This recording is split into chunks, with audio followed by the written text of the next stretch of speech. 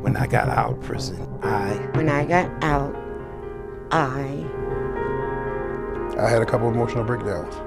I went back to my female companion that I had. hit the ground running. I did everything that I needed and wanted to do, and then some. I was hungry and longing for liver, rice, and gravy. When I got out of prison, I stepped out the front door. I took a breath, and I started a new chapter in my life.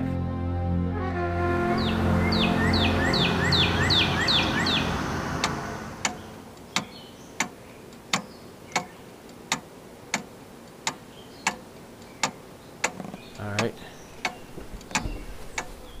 It's not easy to get in, but it's not too bad. Michael Lehman settled in quite quickly to his new bedroom, a tiny loft in his parents' house, a place where he hasn't stepped foot in since he was 14 years old. What was the first night like up here?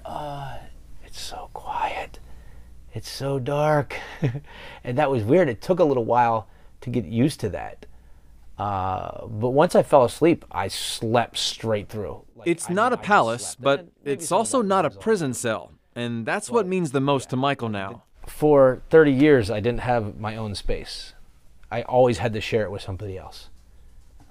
Always. And this is my space. He also has his own stuff, but not much of it. All his life possessions, all 44 years worth, fit into this one metal locker. The only thing he brought out of prison I with started him. off on vaudeville. A few books, pictures his family sent him, a pair of shoes. The fresh start that nearly 200 juvenile lifers in Pennsylvania have been given so far really is just that.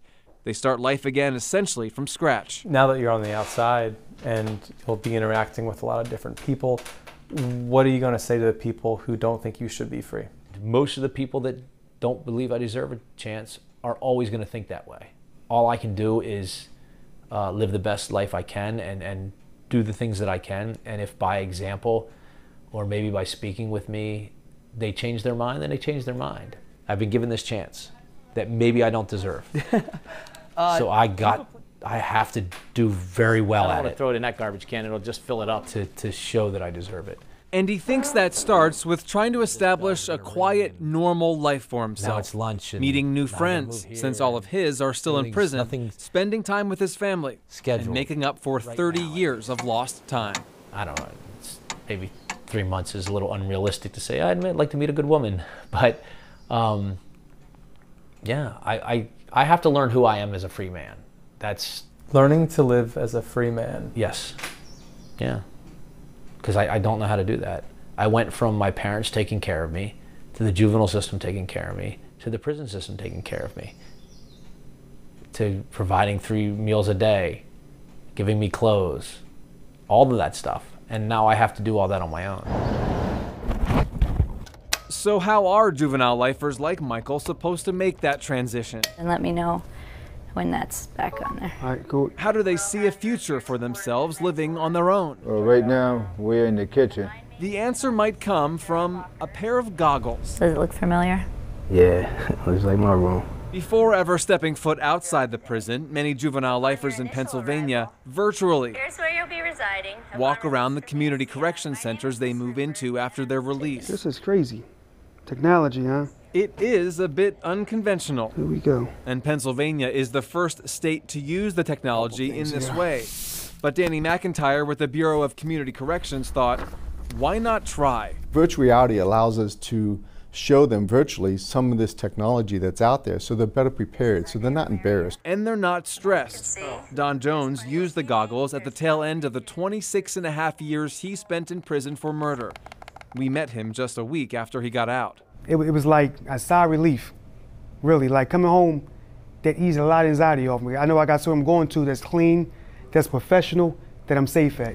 Right now, the virtual reality program mainly shows juvenile lifers the layout of their new homes. Tell me when that blue dot is on the triangle again. But eventually, McIntyre wants them to teach lifers how to use an ATM, on the spot. order food from a touchscreen, and how to interact with other simple innovations they know little about. We had juvenile lifers that would get out, and we'd transport them across the turnpike. And sitting there with one of the staff members told me he didn't understand how to wash his hands. He couldn't figure out where the knob was to wash their hands. It's all sensors now. So the simple things that we take for granted, they're still learning. Brand new, it was like the Jetsons. And while most juvenile lifers are able to embrace the changes they've missed out on over the years, some struggle It's like right out of the gate. I'm like an infant. It's like I gotta learn how to crawl, then walk, then talk, then be on my own. We met with Kevin Evans at a halfway house just 4 days after his release. He feels the world has changed so much without him that he gets spooked just walking outside. But right now, everything to me is like real scary. And I don't know if it's going to get better or it's going to get worse. He was in for 43 years. That's 70% of his life. And when they finally opened the doors of the prison to let him go free, he froze. So I'm standing there like, they tell me, like, what's going on? I said, well, where are the handcuffs? They said, why? I said, because I ain't used to getting in the car unless I had handcuffs on.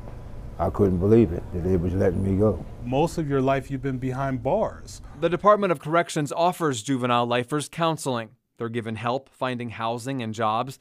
They're not allowed to contact their victims' families or even be in the same neighborhood. They have to check in with their parole agent and stay out of trouble. Like, people think that freedom is free, and it's not.